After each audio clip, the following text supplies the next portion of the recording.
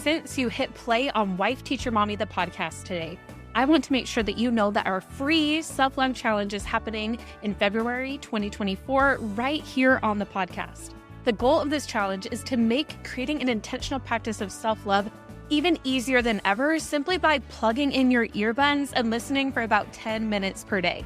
But for the full experience, you're going to want to get the scorecard so you can enter the giveaways, get the daily journal prompts sent to your inbox, and join us for the live wrap-up podcast recording. Yes, you get to join me in the studio and record the podcast together live. It is all free. Go to wifeteachermommy.com/self-love challenge to sign up. Again, it is completely free. You'll get a daily reminder with the free 10-minute coaching each day and your journal prompt, and you will see a transformation over these 14 days. It is not only going to impact your relationship with yourself, but as I'll teach during the challenge, it is going to impact every single other relationship you have in your life, your relationship with other people, your relationship with teaching. That energy is going to impact every single other aspect of your life. So sign up at wifeteachermommy.com/self-love challenge. It's free. Now let's get to the episode. You are listening to episode number 41 of Wife Teacher Mommy, the podcast, 10 spelling activities and games that kids will love. In today's episode, you'll walk away with some fun spelling activities you can use right away, plus a little bit about the science of reading too. Let's go.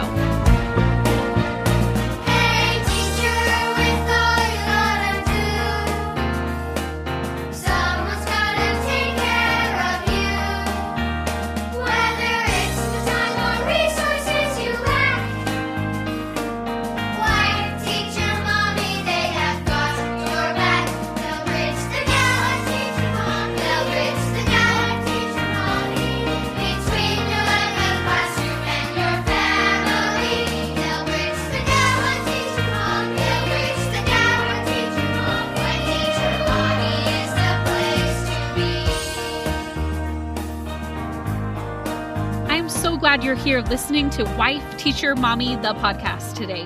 I'm your host, Kelsey Sorensen, a former elementary teacher turned homeschool mom. Whether you are a teacher or a homeschool parent, my goal at Wife Teacher Mommy is to provide you with both teaching ideas and mindset tools to help you live your absolute best teacher life. Be sure to hit subscribe on your favorite podcast app so you don't miss an episode. Now let's go. I'm so excited to talk about spelling today.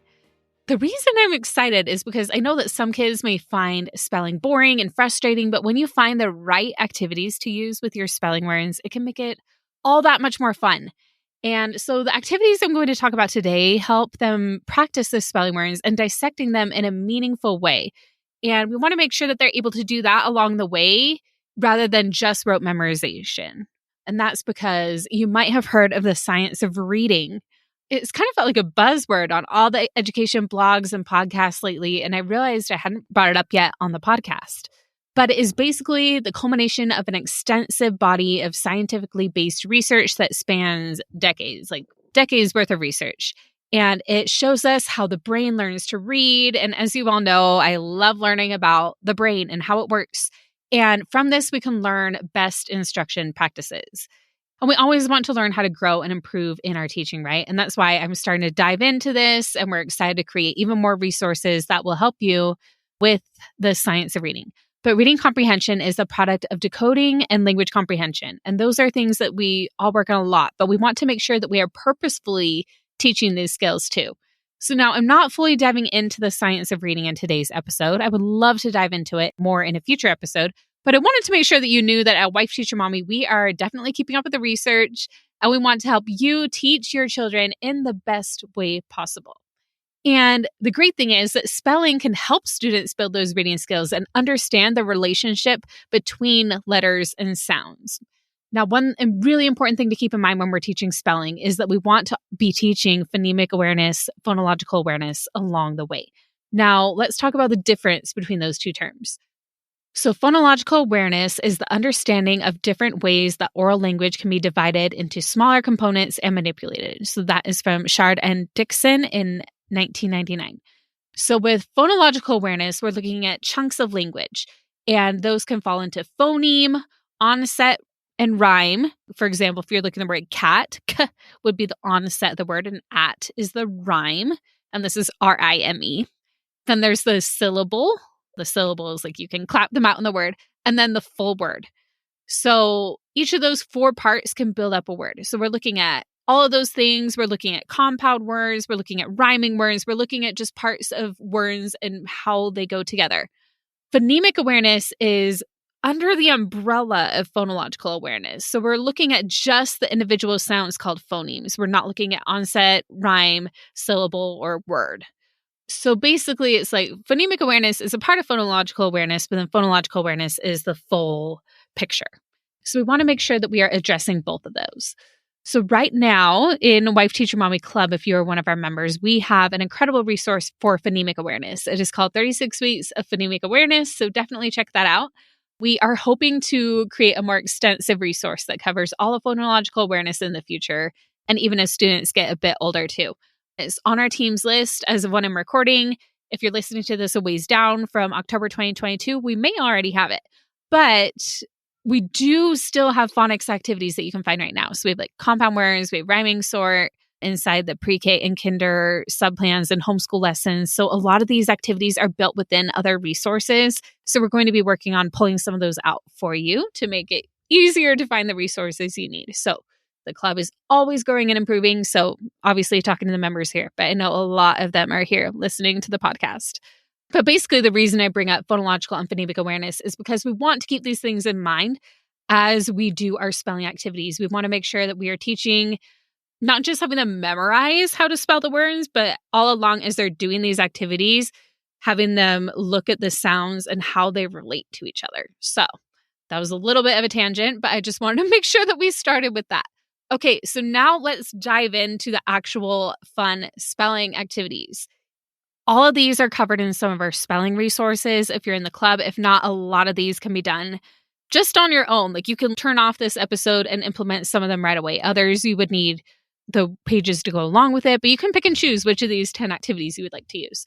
So the first one is called Spin and Spell. And this is one where we have a graphic organizer for it. So the kids, they have like their pencil and a paper clip, and they can spin, and then it says different ways that they can write the word. So they can do it with their eyes closed, or they can do it with a different color or in all capitals or whatever. So it's a really fun activity. My children, it is their favorite. So I use our 36 weeks of spelling in my homeschool. So right now I teach my own children. They're in 3rd grade and 1st grade. It's super fun, and we love these activities. So the spin and spell is their absolute favorite. When it's the day of the week that they get to do that, they're like, yes, we love this. So I definitely recommend that activity. Number 2 is vowels and consonants. So for this one, students can write the vowels in one color and the consonants in another color. And that you can just do anytime, anywhere. It's part of our 36 weeks of spelling, but you can just do this on any page. You can just pick, okay, let's do the vowels in red, the consonants in blue, or whatever you would like. And you could even do this with different parts of words, like for phonological awareness. Like you could have them do the onset in one color and the rhyme in another color, or different syllables, like kind of mark where those are. So there's a lot of different ways that you could do this, like where they do different parts of the word in different colors. Okay, so that was number 2. Number 3 is writing the words in alphabetical order. In order to do that, students will need to like sound out the word and be like, okay, what does that start with? To then put that in alphabetical order. So that is a great way for them to practice writing those words, but then also thinking about the onset of the word as well. Okay, so number 4 is word boxes. And this one is also really fun. It's another one where you'll need our 36 weeks of spelling, which is our whole year spelling curriculum. But with that, you will have the shapes of the words on the page, and then the students will get to look through and kind of see which one fits. Now, this one, as they do it, they'll want to kind of sound out the letters as they do each one. But it's kind of a fun little mystery activity for the kids. So that one is also a lot of fun. Number 5, and this isn't really a game or an activity per se, but it's a fun way to mix up your spelling. And this is to have holiday and seasonal spelling lists to mix things up. For Halloween, you might have like skeleton or pumpkin or jack-o'-lantern. And then they make sure they need to capitalize in jack-o'-lantern, or Santa Claus, snowflake, different fun words for different holidays. Obviously, I'm thinking of Halloween and Christmas right now, November. You could do like turkey. Obviously, it depends on the age of your students. But having a Halloween and seasonal spelling list can be a fun way to mix things up. It can be the list, or it can just be like some bonus words that you add to your current list. Like if you have certain skills you're working on, you'll want to just add these as like bonus words. But it can just be a lot of fun to do that. And then kids, when they're writing about these like holiday and seasonal topics, they'll learn how to spell the words correctly to go along with it. Okay, number 6 is a fun graphic organizer we have called Word Focus. And this is inside of our newest spelling games resource. So that has tons of ideas. I'm going to just share just a few here. But for one of them, there's a word focus page where they choose a vocabulary or a spelling word to learn about. And they're going to fill in each of the prompts. So for each one, they're going to write it, define it, draw it, and rewrite it. So that is number 6. Number 7 is a really fun one that anybody can do anytime. It's called Roll It. So for this, students will each have a die. And then for each number on the die, they can do one of these things. So for number 1, they'll define the word. Number 2, they will read the word. Number 3, they will act it out. Number 4, they will use it in a sentence. Number 5, they will draw a picture. Or number 6, they will spell it 3 times. At least that's what we have, but you could change these numbers to do whatever you would like with them. So it's a super flexible activity to have students do spelling practice with dice. Super fun. They love rolling dice, and it really turns it into a game. So I would highly recommend trying this out, customizing it to however you would like to do it. Number 8 is a fun activity, kind of like Jeopardy, called Trivia Cards. So you will divide the class into 2 teams. Choose one person from each team to play rock, paper, scissors to decide which one will go first. Then each team will take turns choosing the category and point amount they want to complete, just like in the game show Jeopardy. So once they've chosen the category and point amount, you will lift up the Post-it and reveal a word.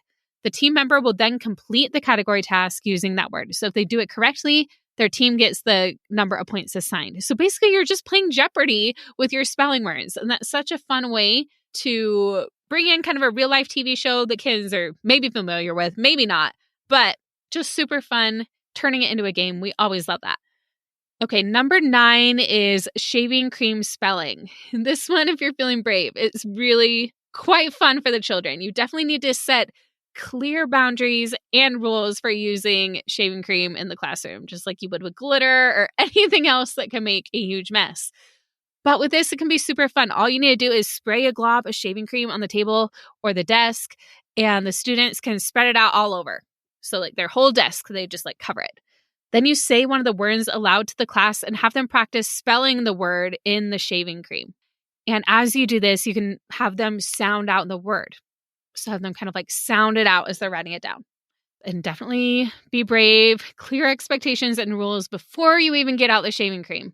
This could even be like a reward for like good behavior or something like that they get to do this activity. Then it turns into a game. It's super fun.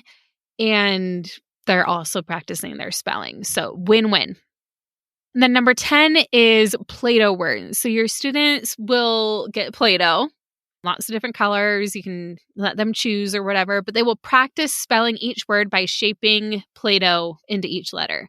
So I love this for like hands-on learners, especially because they get to feel it, they get to spell it out. And then once they spell it out, they can read the word a few times before moving on to the next word. I love this one because it's so simple. Anyone can just get some Play-Doh and do it. But then students, they need to kind of like sound out the word and figure out how to spell it with the Play-Doh. But then it's tactile. The kids are having fun. So that is a great one to end our 10 spelling activities and games that kids will love. And I hope you got at least one awesome idea that you can implement into your classroom or your homeschool in the next few weeks. So I wanted to just let you know what resources I mentioned in these that can help you cover these activities in case you are a member of Wife Teacher Mommy Club listening, or if you want to just purchase individual resources, they're available for that as well. So the 36 weeks of phonemic awareness I mentioned at the beginning, and we also have some great phonics activities within our kindergarten subplans and homeschool lessons and our pre-K ones. So be sure to check those out. Next, our 36 weeks of spelling has a lot of those first activities I mentioned, the spin and spell, vowels and consonants, alphabetical order, word boxes, and all the spelling lists done for you for the entire year. with our 36 weeks of spelling. But if you have your own words you want to do, so like if you're like, we want to practice these specific skills this week, or you have a specific curriculum you use, but you want some more activities to do with them, we have a blank version of the 36 weeks of spelling that is editable where you can add your own words. So that is also available. I will link to that in the show notes. We have fun holiday spelling activities. We have them for Halloween, Thanksgiving, Christmas, Valentine's Day, St. Patrick's Day, and Easter. So if you want to mix things up for a week, a holiday, you can check those out. And then last but not least, some of the more exciting activities like the shaving cream spelling or the die or Play-Doh words, like just some really fun activities that you can do with any word list. Those are available in our spelling games resources. So we have one for upper grades and one for lower grades. There's so much more than I even mentioned in this podcast episode. It's great for spelling or vocabulary. You can also use it for sight words or high frequency words. Just keep in mind to teach the skills behind reading those words too. I would love to talk some more about the science of reading in future episodes and how our resources can address that, and future ones will continue to as well. All of these are linked, so club members, go ahead and download all of them as much as you would want for any level or levels to meet all of your students. Take advantage of the unlimited downloads that you get. If you're not in the club yet, it's an incredible deal. I would love for you to join us. It's so much fun. But all of these are also available for individual purchase in our shop, Teachers by Teachers, and some might be on Etsy too, so you can check that out. And if you enjoyed this episode, be sure to listen to episode 20, where we talk all about choosing high quality reading materials for your classroom or your homeschool. So if you're like, how do I know if this is a good high quality reading resource to use in my classroom? Be sure to check out that episode. And if you missed it, on episode 39, we aired an entire coaching call. The whole thing. We taught our 5-step framework, the coaching model created by Brooke Castillo. Normally, live coaching costs quite a bit of money. We aired a full call for free on episode 39. So be sure to check that out if you haven't yet.